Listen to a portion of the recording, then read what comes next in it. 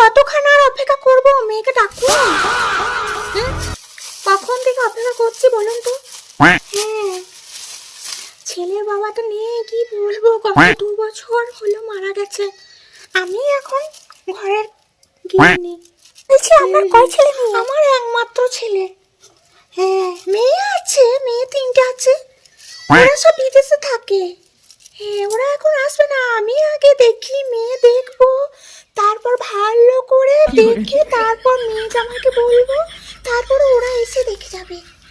হ্যাঁ, আর তারপরে আমার ছেলে দেখতে আসবে। এখন আমি এসেছি আর আমার এই যে বোন এসেছে, আমার একটাই সাথের বোন নলিনী। আরে নলিনী, দেখ মেয়ের মা। আচ্ছা, আপনারা কি খাবেন বলুন?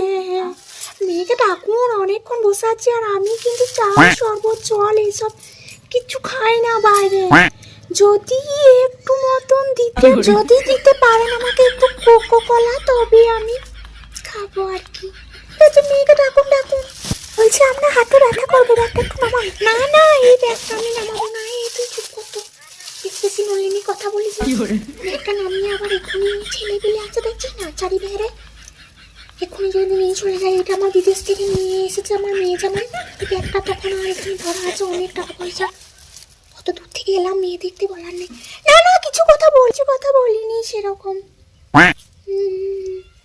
ডাকুন, মেয়েকে ডাকুন। বাপরে বাপরে, নলিনী দেখছিস, মেয়েকে ডাকুন ডাকুন বলতে বলতে একদম দিন শেষ হয়ে যাবে, তবু মেয়ে বেরোবে না।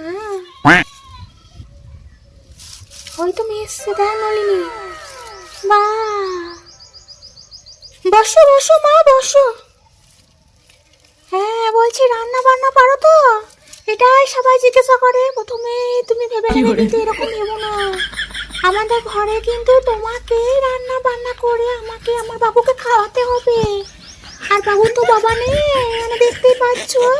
হ্যাঁ হ্যাঁ হ্যাঁ, রান্না বান্না করতে পারো। আপনি বলবেন না, মেয়ের মা হয়ে আপনি বলবেন না। আপনি একটু চুপ থাকুন, মেয়েকেই কথা বলতে দিন। হ্যাঁ, নাহলে বুঝবো কি করে? আপনি যদি সব কথা বলে দেবেন, হ্যাঁ আপনি কথা বললে চলবে? তা মা, বলছি পড়াশোনা কতদূর করেছো? ওই হিন্দি ভাষা, মারাঠি ভাষা, গুজরাটি ভাষা এগুলো পারো তো? কারণ আমার বাবু আবার ওই গুজরাট, তারপর আহমেদাবাদ, তারপর ওই চলে যায় দেশ বিদেশ। সেখান থেকে আবার আসতে হবে, যেতে হবে। তোমাকেও তো ধরো পরিচয় করাবে নানা রকমের বিদেশি লোকের সাথে, তখন তো তোমাকে কথা বলতে হবে। যখন বলতে পারবে না তখন তো খারাপ লাগবে না আমার ছেলে।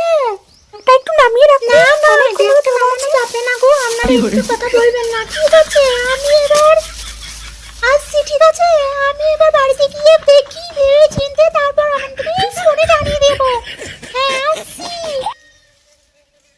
কি ভেবেছিলাম যে টাকা পয়সা দেবো, এক কিলো টাকা নিয়েছে বলে? হ্যাঁ, মেয়ে চয়েস হোক ও না চয়েস হোক, টাকা আমি একটুকু দেবো না এখন। হ্যাঁ, টাকা প্রথমে দিলে একদম আস্তে আস্তে এই টাকার দিকে নজর চলে যাবে।